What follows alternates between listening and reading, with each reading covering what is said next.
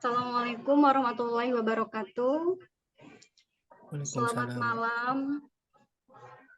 Perkenalkan, kami dari kelompok 8, yaitu akan mempresentasikan laporan hasil penelitian yang kami kerjakan, yaitu mata kuliah data mining yang beranggota yang pertama yaitu Kak Fatin Naufal Sidik, yang kedua Kak Adit Ilhandi, yang ketiga Kak Adelia Wulandari, dan saya Rohayati.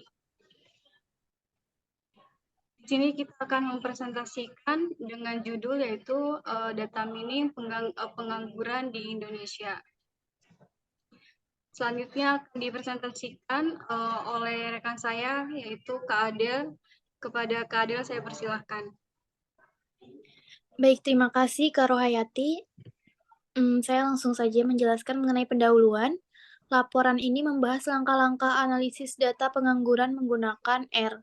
Tahap awal adalah memuat dan membersihkan data pengangguran dari sumber terpercaya, kemudian dilanjutkan dengan eksplorasi data untuk memahami distribusi dan karakteristik variabel yang relevan. Setelah itu dilakukan penerapan berbagai teknik analisis statistik menggunakan R untuk mengidentifikasi faktor-faktor yang berkorelasi dengan tingkat pengangguran. R memiliki berbagai fitur yang memungkinkan analisis yang kuat. Salah satunya adalah analisis statistik di mana R dilengkapi dengan berbagai paket dan fungsi statistik yang kuat seperti regresi, uji hipotesis, analisis varians, dan clustering. Selain itu, R juga mendukung komputasi numerik dengan operasi matriks, aljabar linear, integrasi numerik, dan simulasi Monte Carlo. Kemampuan visualisasi data R juga sangat kuat dengan berbagai paket untuk membuat grafik histogram, grafik garis, diagram pencar, dan heat map. RStudio sebagai salah satu lingkungan pengembangan terintegrasi atau IDE yang paling populer untuk R, memberikan antarmuka yang ramah pengguna untuk menulis kode R, menjalankan skrip, memvisualisasikan data, dan menganalisis hasil dengan mudah. Selanjutnya,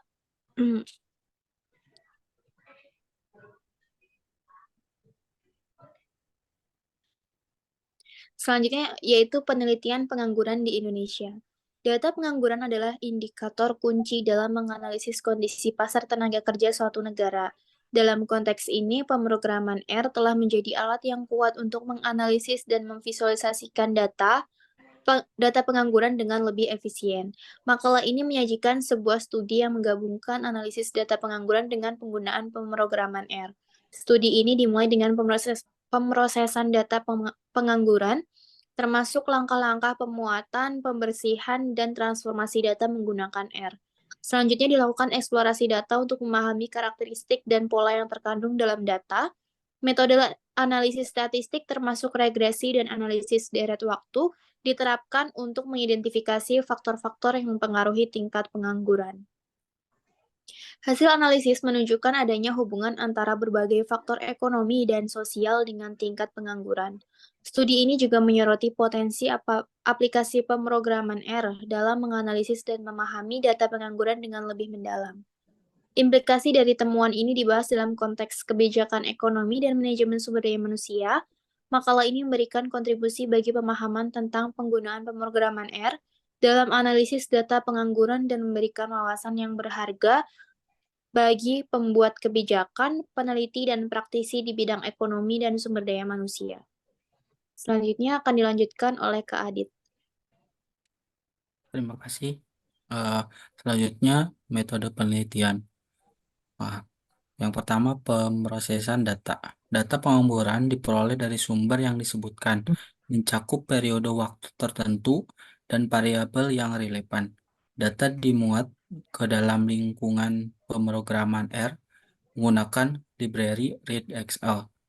Lalu, yang kedua, eksplorasi data. Dilakukan eksplorasi data untuk memahami distribusi dan karakteristik variabel yang relevan dengan menggunakan fungsi-fungsi dasar dalam pemrograman R seperti names dan call names. Nah, yang ketiga, analisis statistik. Metode analisis statistik yang diterapkan mencakup regresi linear untuk mengidentifikasi hubungan antar variabel independen dan tingkat pengangguran, serta analisis deret waktu untuk memahami tren dan pola dalam data pengangguran.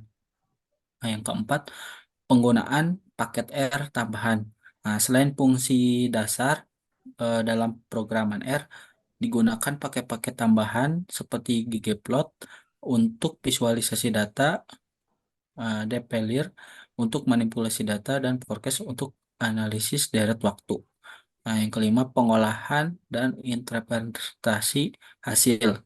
Hasil analisis, statistik, dan visualisasi dievaluasi untuk menarik kesimpulan tentang faktor-faktor yang mempengaruhi tingkat pengangguran dan implikasi kebijakan. Interpretasi hasil didasarkan pada teori ekonomi dan penelitian terkait dalam literatur.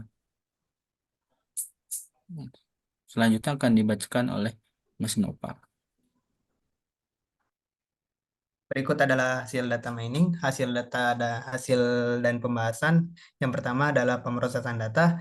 Kami mengambil data dari BPS, Badan Pusat Statistik. Kita mengambil dari tingkat pengangguran terbuka Agustus 2023. Di dalamnya kita membahas tentang pertumbuhan, ekonomi, inflasi, tingkat pendidikan, dan lain-lain. Hasil dan pembahasan selanjutnya adalah eksplorisasi data. Menjadikan data menjadi sederhana untuk memudahkan proses grafik, analisis, dan menggunakan library R. Kita lihat dari codingan berikut, kode yang muncul yang tampil adalah nama data pengangguran provinsi, ada 2, 3, 4, 5, 6, 7, 8.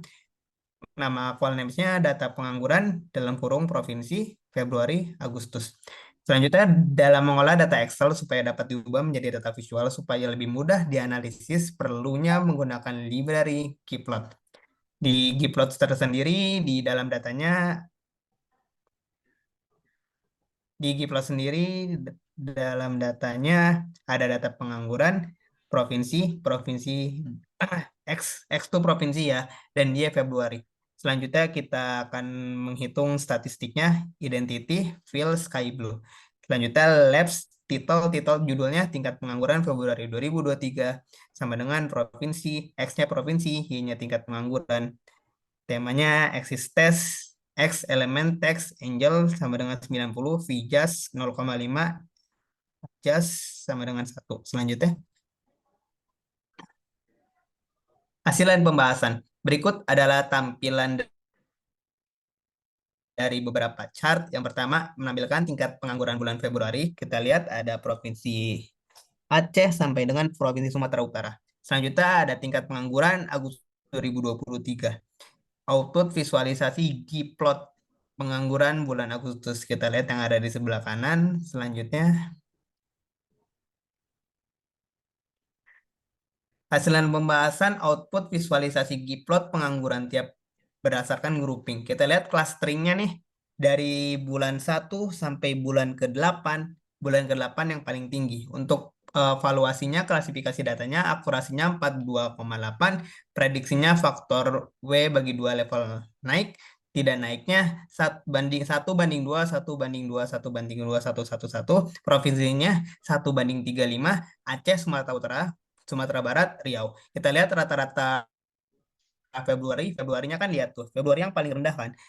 Februari 4,824. Kita lihat tingkat pengangguran number 1 banding 35, 0,03 dan selanjutnya kita lihat evaluasi model. Prediksi naik dan tidak naik. Naiknya 13, tidak naiknya 21. Kita lihat akurasinya 0,9, 95%, CI 0,8508. Kita lanjut lagi ke slide selanjutnya. Hasil dan pembahasan sumari dan teknik forecasting. Sumari model regresi, kita lihat codingannya memanggil formulanya adalah Agustus, Februari, data sama dengan pengangguran. Residualnya minimal 0,9, IQ-nya 0,4, mediana 0,09, 3Q-nya 0,29 dan maksimalnya 0,87. Residual dan model regresi. Residual adalah selisih antara yang diamati bulan Agustus dan dinilai yang diprediksi oleh regresi. Untuk setiap observasi, output memberikan statistik deskriptif untuk residual, termasuk nilai minimum, nilai kuartil pertama, 1Q, dan median, kuartil ketiga, dan nilai maksimum maksimal dari residual. Kita lihat nilai-nilainya. Minimalnya sama dengan residual minimum 0,93628. Kita lihat residual yang di atas.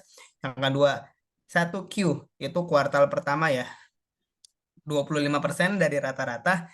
Selanjutnya nilai median dari residual adalah 0,09. Terus kuartal ketiga 3Q, 75% dari data dari residual 0,29, terus maksimalnya nilai residual adalah 0,87. Output ini membantu kita untuk memahami sebaran residual dari model regresi dan dapat digunakan untuk mengevaluasi kinerja model sebagai residual yang paling kecil, menunjukkan bahwa model regresi memiliki performa yang baik dalam memprediksi variabel dependen berdasarkan variabel independen. Selanjutnya. Kesimpulan akan dibacakan oleh Mbak Rohayati. Silakan. Oke, baik, terima kasih Kak Naufal.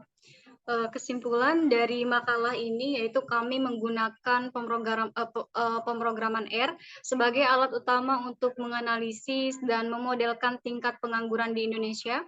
Hasil analisis kami menunjukkan bahwa pengangguran di Indonesia adalah masalah yang kompleks, dipengaruhi oleh berbagai faktor ekonomi, sosial, dan demografis. Kami menggunakan berbagai teknik pemodelan termasuk regresi dan time series analis untuk meramalkan tren pengangguran di masa depan. Kami menemukan bahwa meskipun ada kemajuan dalam beberapa aspek seperti pertumbuhan ekonomi dan peningkatan tingkat pendidikan, tantangan pengangguran masih relevan. Namun demikian, kami juga melihat adanya peluang untuk intervensi kebijakan yang dapat membantu mengatasi masalah ini. Penggunaan pemrograman R memungkinkan kami untuk melakukan analisis yang mendalam dan merinci, serta membangun model yang akurat untuk meramalkan tingkat pengangguran di masa mendatang.